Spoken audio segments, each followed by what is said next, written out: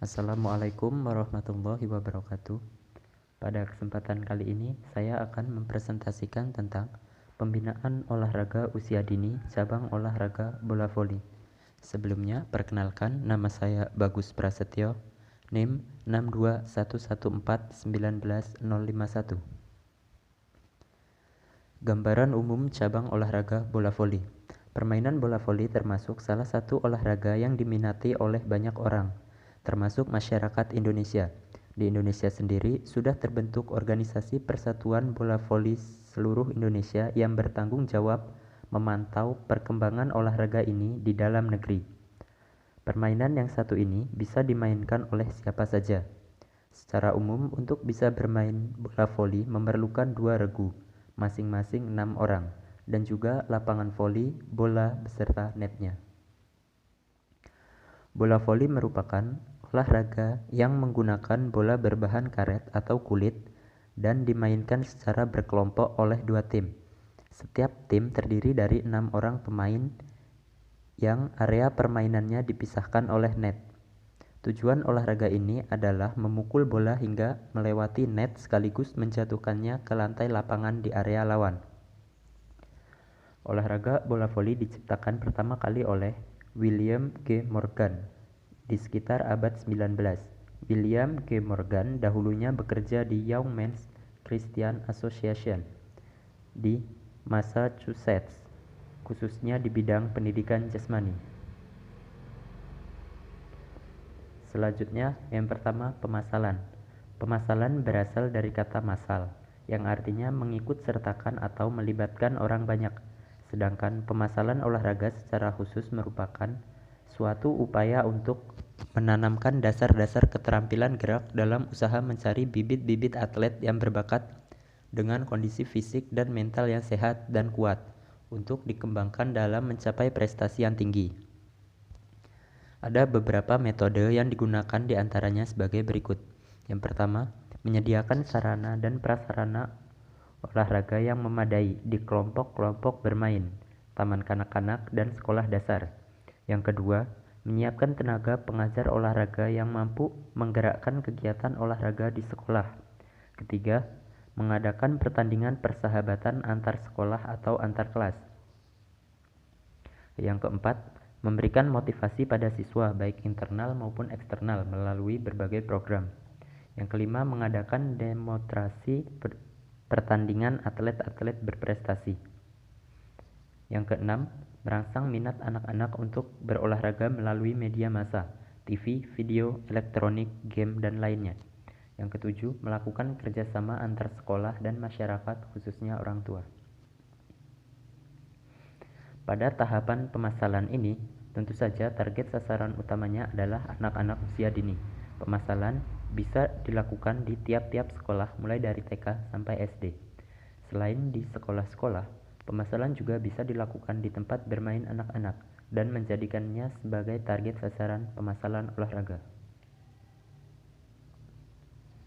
Yang kedua ada pembibitan. Pembibitan adalah suatu pola yang diterapkan dalam upaya menjaring atlet berbakat yang diteliti secara ilmiah. Menurut M.E. Winarno tahun 2019, pembibitan merupakan usaha sadar dan sistematis melalui kegiatan pendalaman intensifikasi terhadap hasil pemasalan di lembaga-lembaga pendidikan di sekolah atau bahkan di luar sekolah, khususnya anak-anak yang tidak beruntung dengan tidak memiliki kesempatan untuk bersekolah. Selanjutnya, pembibitan adalah upaya serta usaha untuk menjaring atlet-atlet berbakat dengan kegiatan pemasalan untuk mendapatkan prestasi puncak. Pembibitan olahraga merupakan sebuah tahap penting dalam pembinaan prestasi olahraga yang merupakan fondasi dari bangunan sistem pembinaan prestasi olahraga. Beberapa pertimbangan penting untuk memperoleh bibit atlet unggul adalah sebagai berikut. 1. Bakat dan potensi tinggi yang dibawa sejak lahir mempunyai andil yang lebih dominan dibandingkan dengan proses pembinaan dan penunjang lainnya. Yang kedua, menghindari pemborosan dalam proses pembinaan apabila atlet yang dibina memiliki potensi tinggi yang dibawa sejak lahir. Ketiga, perlunya di Indonesia digalakkan pencarian bibit atlet unggul pada usia dini. Karakteristik atlet bibit unggul adalah: 1. Memiliki kelebihan kualitas bawaan sejak lahir. 2. Memiliki fisik dan mental yang sehat, tidak cacat tubuh, diharapkan postur tubuh yang sesuai dengan cabang olahraga yang diminati. 3. Memiliki fungsi organ-organ tubuh seperti kekuatan, kecepatan, kelentukan, daya tahan, koordinasi, kelincahan, dan power. Yang keempat, memiliki kemampuan gerak dasar yang baik. 5. Memiliki inteligensi tinggi. 6. Memiliki karakteristik bawaan sejak lahir yang dapat mendukung pencapaian prestasi prima, antara lain kompetitif tinggi, kemampuan keras, tabah, pemberani, dan semangat tinggi. 7. Memiliki kegemaran berolahraga. Yang ketiga ada pengembangan bakat. Bakat merupakan kemampuan atau potensi dasar atau keahlian tertentu yang dimiliki setiap anak sejak lahir atau keturunan bawaan orang tua. Bakat yang dimiliki seorang anak sejak lahir akan mempermudah dalam pengembangan bakat karena anak tersebut sudah mempunyai potensi dasar yang istimewa sejak lahir. Bakat yang dimiliki setiap anak berbeda dengan bakat anak lain. Meskipun anak tersebut mempunyai saudara kembar identik, bakat yang dimiliki akan berbeda. Cara terbaik untuk mempersiapkan kondisi fisik umum pemain. Yang pertama, program latihan lari. Kedua, program latihan senam. Ketiga, program latihan loncat tali. Keempat, program latihan gabungan. 5. Latihan pemanasan. 6. Latihan pendinginan.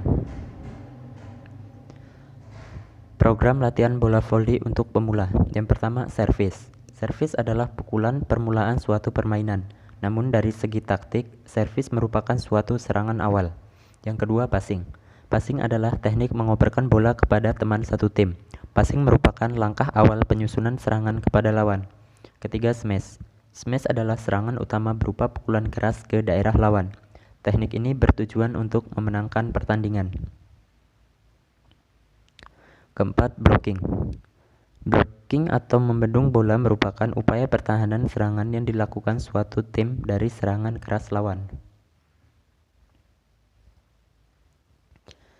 Pasal 66 Undang-Undang Sistem Keolahragaan Nasional Nomor 3 Tahun 2005 menyatakan, tenaga keolahragaan terdiri atas pelatih, guru atau dosen, wasit, juri, manajer, promotor, administrator, pemandu, penyuluh, instruktur, tenaga medis dan paramedis, ahli gizi, ahli biomekanika, psikolog, atau sebutan lain yang sesuai dengan kekhususannya serta berpartisipasi dalam menyelenggarakan kegiatan olahraga.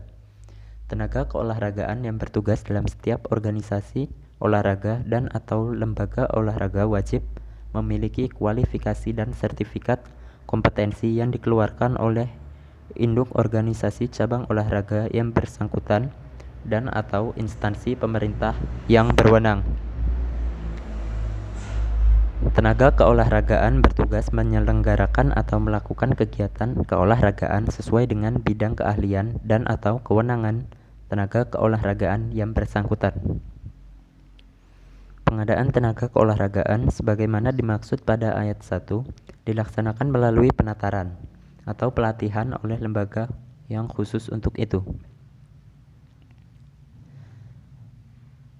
PP 16 tahun 2007 tentang penyelenggaraan keolahragaan menyatakan, pasal 113, tanggung jawab pengawasan atas penyelenggaraan keolahragaan dilakukan oleh A. Menteri pada tingkat nasional, B. Gubernur pada tingkat provinsi, C. Bupati atau wali kota pada tingkat kabupaten atau kota.